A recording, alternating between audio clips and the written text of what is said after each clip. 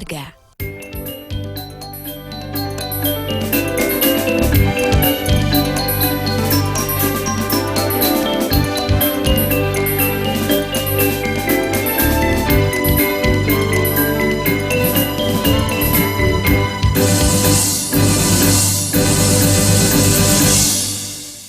Harga gula di pasaran menyentuh harga Rp17.000 per kilogramnya.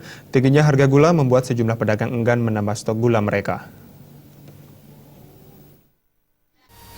Salah seorang pedagang di Pasar Kapal, Bu Arik, menjelaskan selain menjual bumbu dan bahan dapur lainnya, Ibu Arik juga menjual gula pasir.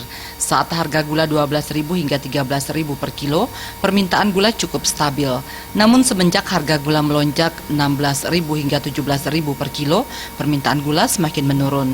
Agar tidak merugi saat harga gula turun, ia pun memilih tidak menjual gula lagi. Demun kan 13, 12, harga jual modal 11.000, 10.000, dikit-dikit kalau naik turun kan biasa gitu, makin keras nih.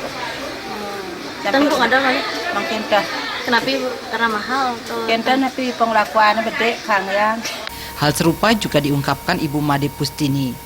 Ia enggan menambah stok gula karena harga gula kini melonjak tajam. Saat ini dirinya hanya menjual sisa stok yang lama dan tidak akan menambah stok meski gula dagangannya telah habis. Hal ini dilakukannya karena takut merugi. Beli berkurang. Soal Riki pekan sepi.